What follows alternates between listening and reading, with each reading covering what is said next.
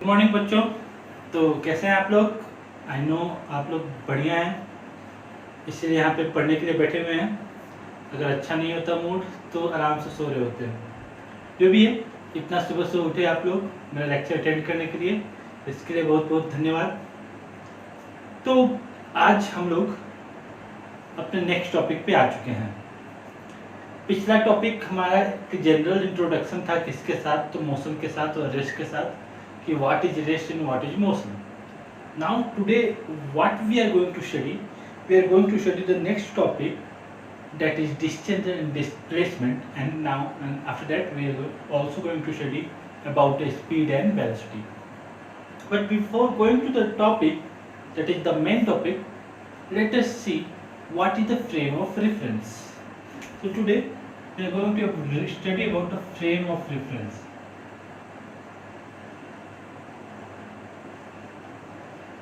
What is frame of reference? Frame of reference किसे कहते हैं? फ्रेम ऑफ रेफरेंस का क्या कॉन्सेप्ट होता है?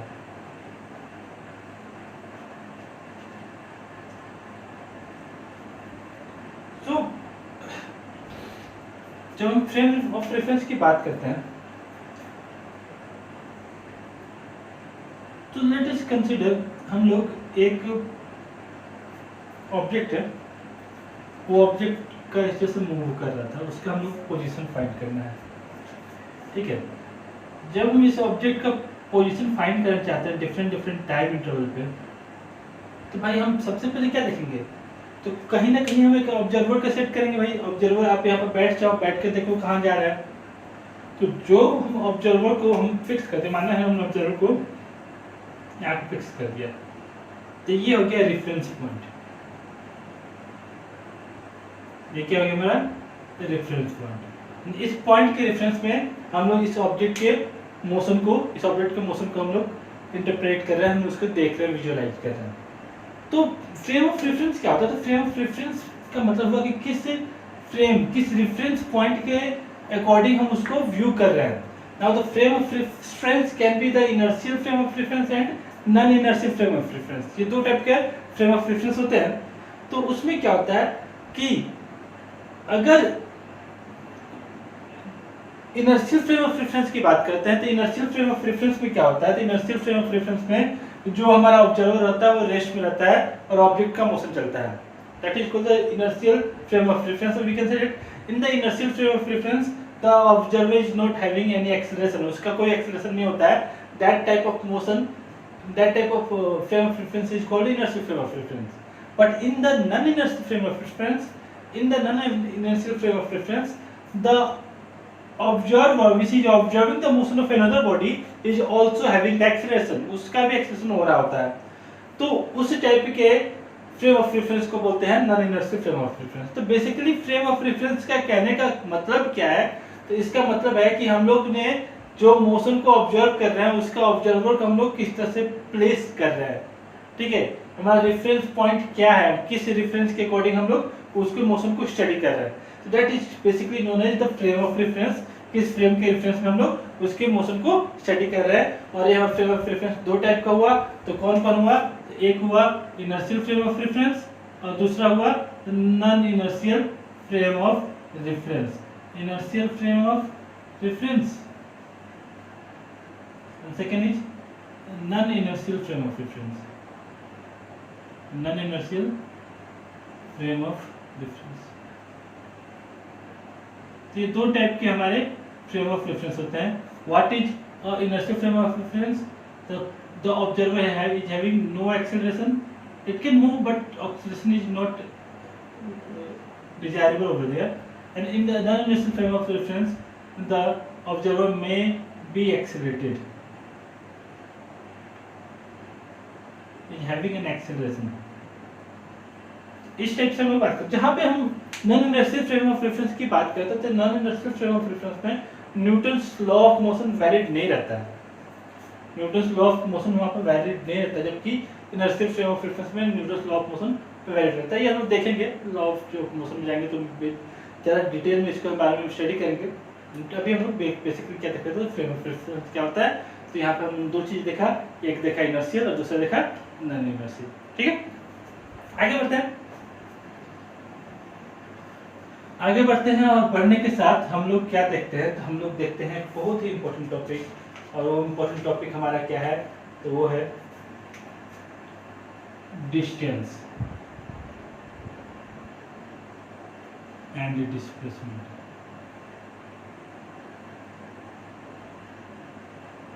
डिस्टेंस एंड डिस्प्लेसमेंट, ये हमारे दो बहुत ही ज़्यादा इम्पोर्टेंट पॉइंट्स हैं।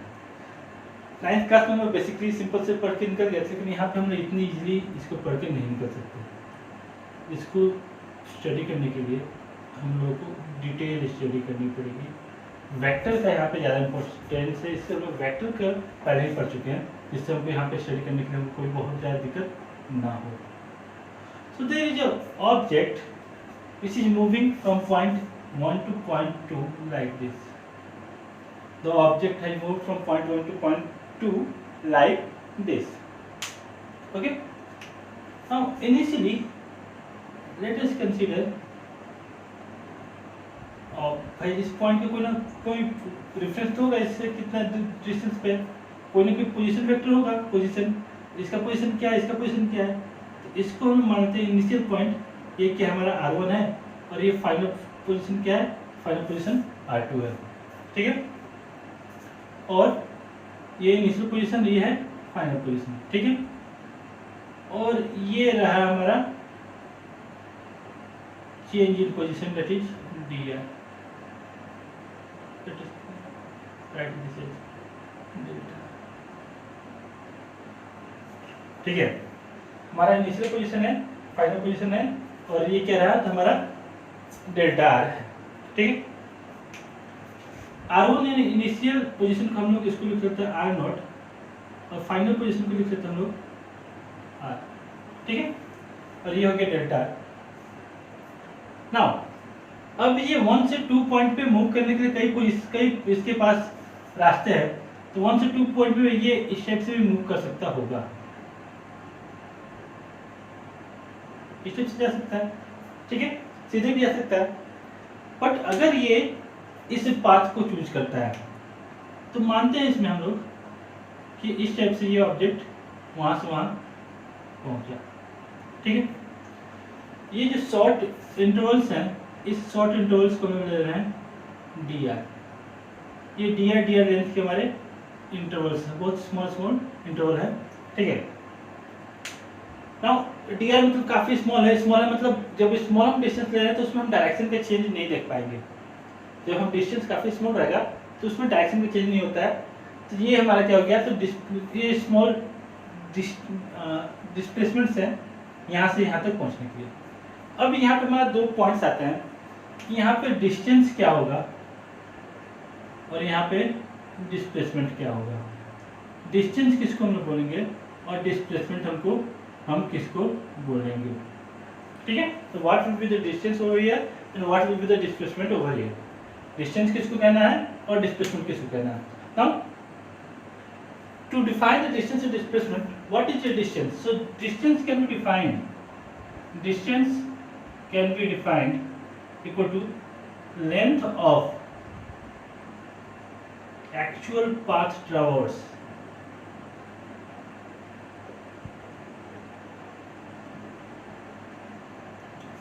डिस्टेंस क्या होता है, तो एक्चुअल पाथ जो ट्रैवर्स करके 1 से 2 तक जाने के लिए जो एक्चुअल पाथ ट्रैवर्स करके गया, एक्चुअल पाथ जो मूव करके गया, उस पाथ के लेंथ को क्या कहेंगे, तो हम लोग डिस्टेंस कहेंगे। ठीक है, so distance is basically this path is called the distance. Now if I am talking about the displacement, so displacement can be regarded as the shortest path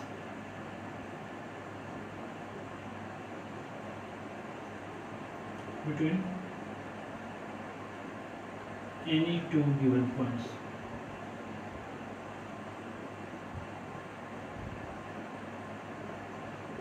तो किसी भी 2 गिवन पॉइंट्स के बीच के जो शॉर्टेस्ट पाथ होता है उसको हम डिस्प्लेसमेंट कहते हैं, और जिस पाथ से एक्चुअली ऑब्जेक्ट मूव करता है उसको हम बोलते हैं डिस्टेंस। तो ऑब्जेक्ट किस पाथ से मूव करके गया, तो ऑब्जेक्ट इस पाथ से मूव करके गया, तो ये जो पाथ का लेंथ कहलाएगा, ये कहलाएगा डिस्प्लेसमेंट डिस्टेंस, और ये जो शॉर्टेस्ट पाथ होगा पॉइंट 1 और पॉइंट 2 के बीच, ये पाथ क्या कहलाएगा, तो डिस्टेंस कहलाएगा, डिस्प्लेसमेंट कहलाएगा। Now if I am going to talk about, okay, now how to find the displacement. तो डिस्प्लेसमेंट हम लोग कैसे फाइंड कर सकते हैं, तो डिस्प्लेसमेंट फाइंड करने का तरीका क्या रहेगा, तो हमको ये डेल्टा आर फाइंड करना है, यही डिस्प्लेसमेंट हमारा हुआ। Displacement is equal to simply delta R, and delta R can be written as summation of I equal to 1 to I equal to n delta R I limit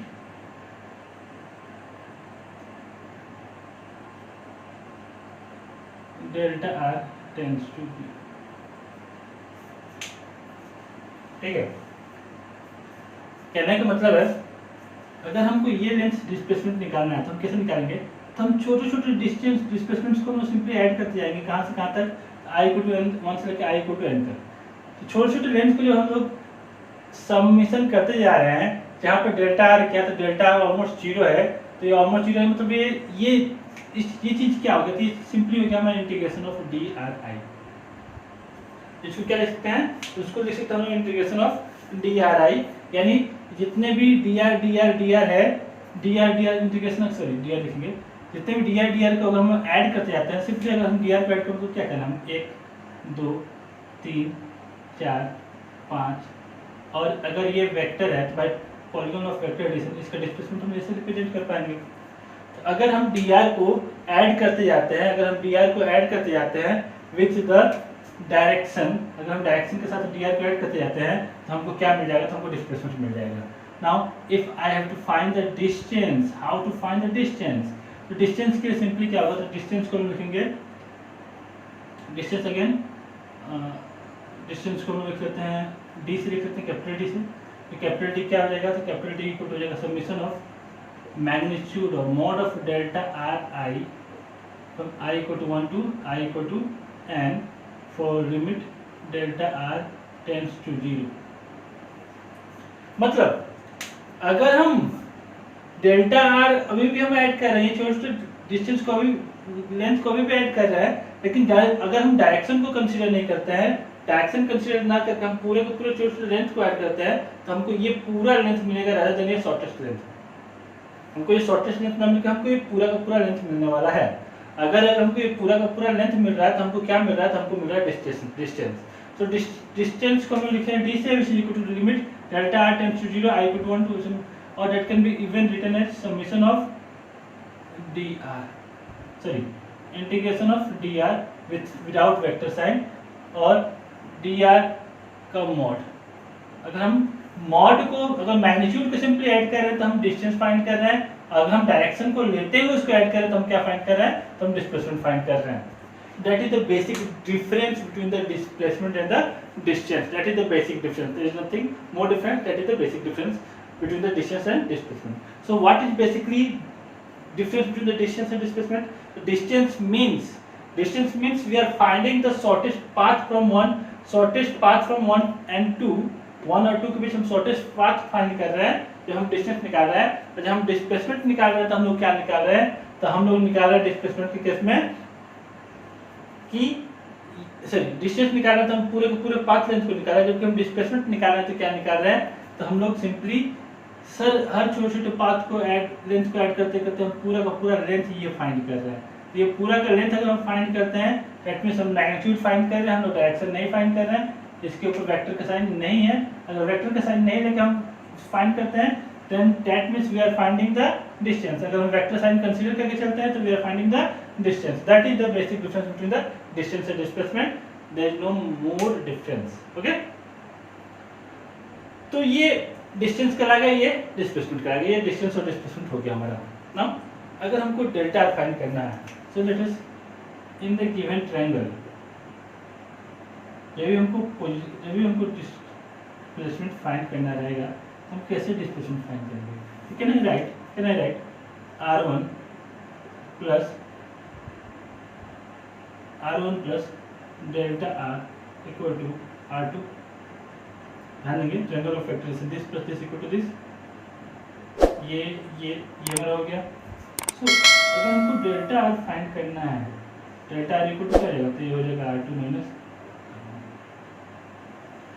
जब कभी भी हमको displacement find करना है, that displacement can be found as r2 minus r1, where what is r2 and what is r1? So r2 is position vector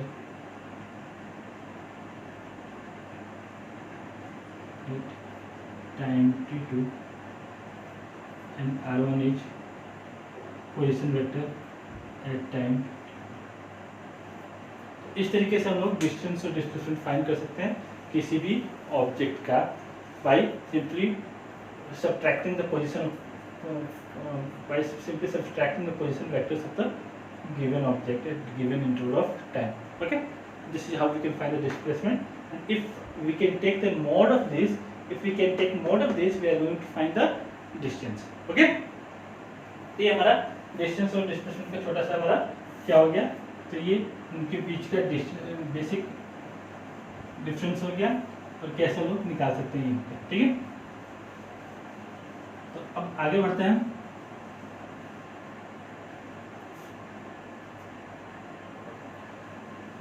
इस पे हम लोग एक क्वेश्चन करते हैं.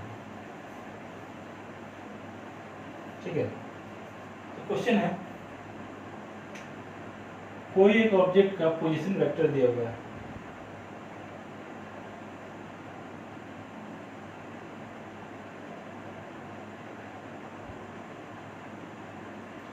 ये दिया वेक्टर r1, ये दिया वेक्टर r2, ये दिया थीटा. ओके, और ये दिया डेल्टा और ये दिया क्वांटिटी. ठीक है, पोजीशन वेक्टर दिया हुआ है, उनका पोजीशन वेक्टर के बीच एंगल है हमारा थीटा है. हमको क्या फाइंड करना है,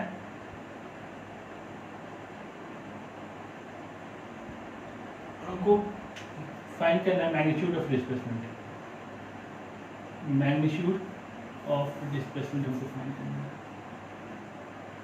डिस्प्लेसमेंट नहीं, displacement delta equal to r2 minus r1 तो हमको पता है, but I have to find the magnitude of the displacement. We have to find the magnitude of the displacement. हमको डिस्प्लेसमेंट का मैग्नीट्यूड फाइंड करना है. ठीक है, सो द डिस्प्लेसमेंट का magnitude it is mod of s is equal to delta r. यही हमारा displacement है का mod, which is equal to r2 minus r1, r2 vector minus r1 vector का यही हमारा होगा. r2 माइनस r1 वेक्टर का मॉड हो जाएगा. अब ये हो गया r2 वेक्टर, ये हो गया r1 वेक्टर, ये हो गया r2 वेक्टर, ये हो गया r1 वेक्टर, और इसका रिजल्टेंट मॉड मतलब हम डेल्टा r फाइंड कर, मतलब इसका रिजल्टेंट फाइंड करना. तो रिजल्टेंट हम कैसे फाइंड करते थे, r इक्वल टू था root under a square plus b square plus 2ab cos theta. So here the displacement, the magnitude of displacement will be equal to r2 square plus r1 square plus 2r1 r2 cos theta root under. This is how we can find the, sorry, that should be negative. That is how we can find the magnitude of displacement of the given case. Okay.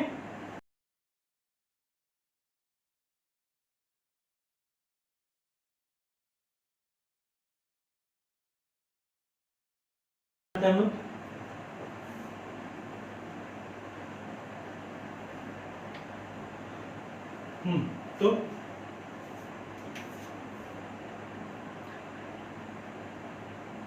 some points to remember.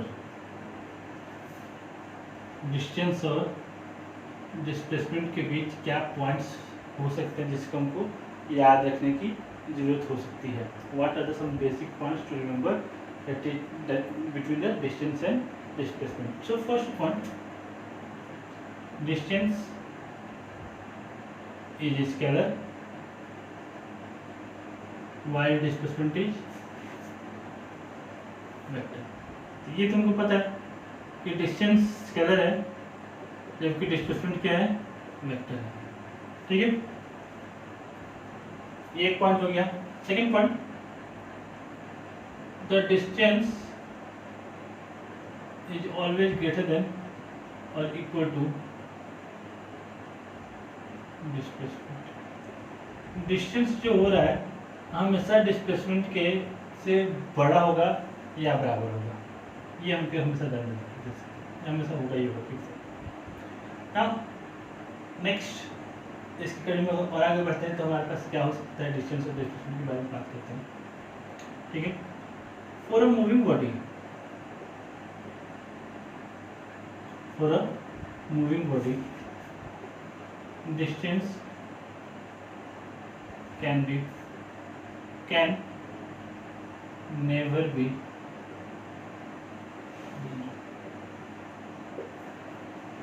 Moving body के लिए distance कभी भी zero नहीं हो सकता, while displacement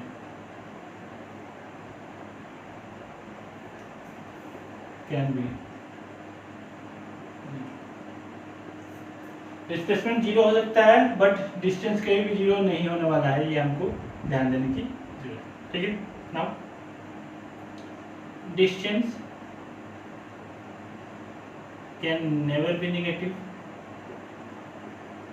while displacement can be negative, positive और even zero. तो जहाँ पे डिस्टेंस कभी भी नेगेटिव नहीं हो सकता है, वहीं पे डिस्प्लेसमेंट हमारा जीरो भी हो सकता है, पॉजिटिव हो सकता है और नेगेटिव भी हो सकता है, ठीक है।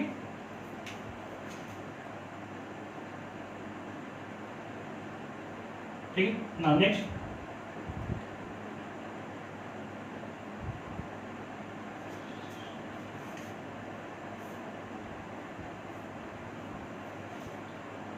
one more thing, distance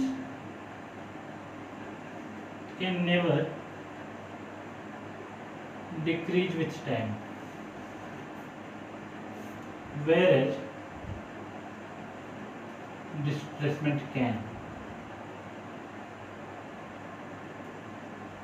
displacement time के साथ बढ़ सकता है, टाइम के साथ घट सकता है, बट डिस्टेंस कभी भी घट नहीं सकता टाइम के साथ, ठीक है।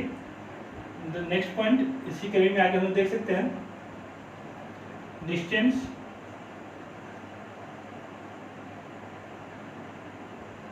Is equal to displacement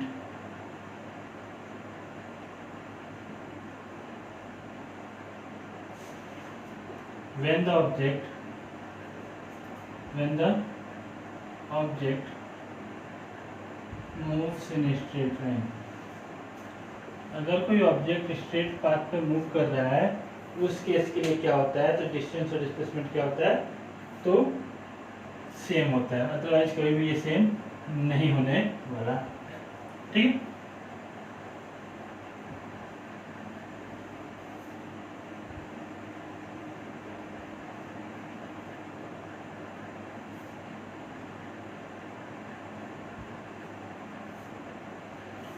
So these were some basic differences between the distance and displacement. Okay, now let's move to the other topic. The topic is, before going to the topic, let us see a numerical based on the distance and displacement. The question says,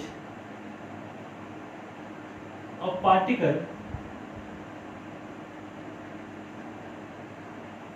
is moving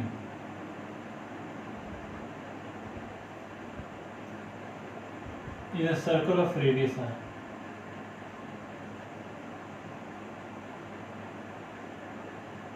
In a circle of radius r. First question is, what is the displacement? What is the displacement when it covers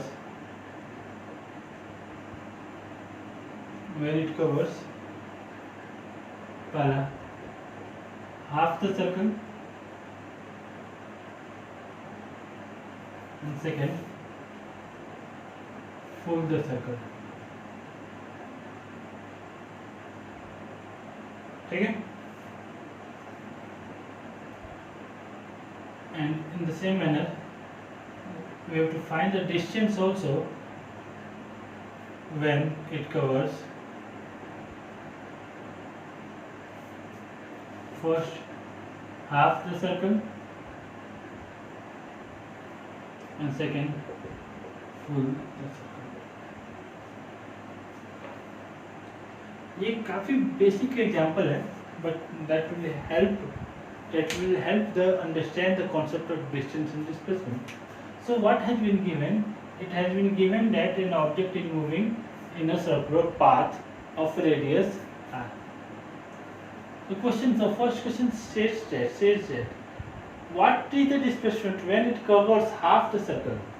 So if the particle starts from point A and moves to point B, what is the displacement?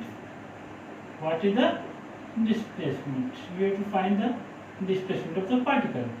So if the particle is moving from point A to point B, now the particle has moved from this path, but to calculate the displacement, I must need the initial point and the final point, and the distance, the shortest distance between the initial and final point is 2r. The displacement can be written as 2r.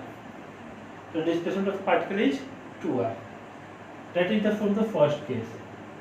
For the second case, what is the displacement when it moves the full circle? Full circle means it will move from point A to B and again from B to A. Now since the initial and final point is same, initial and final point is same,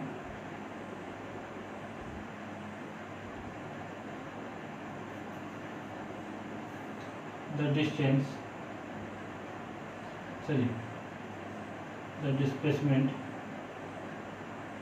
is g. क्योंकि initial point भी वही है, ए ही है, final point भी वही है. अगर हम लोग को डिस्प्लेसमेंट फाइंड करना तो हम क्या करेंगे? Final minus initial. Final position भी वही है, इनिशियल पोजीशन भी वही है, क्योंकि दोनों पोजीशन सेम है, तो इसका डिस्प्लेसमेंट क्या हो जाएगा? 0 हो जाएगा. That is quite simple. कोई इसमें हमको टेंशन की जरूरत नहीं है. Okay, now let's move to the second question. So the part B says what is the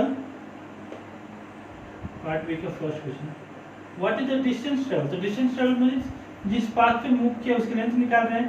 तो ये क्या है? ये तो सर्कमफेरेंस है सर्कल का.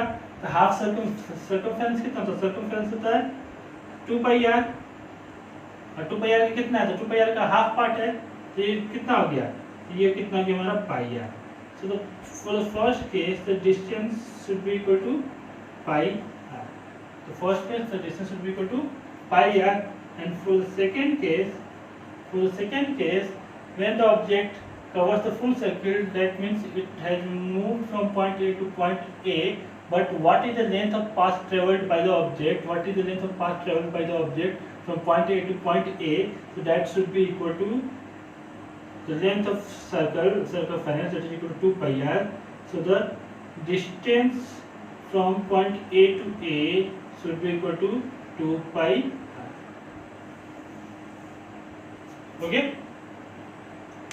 तो ये हमारा डिस्टेंस निकल गया और ये हमारा डिस्प्लेसमेंट निकल गया. इस टाइप के क्वेश्चन पर हम लोग इस टाइप से हम लोग डिस्टेंस और डिस्प्लेसमेंट फाइंड कर सकते हैं. ठीक है.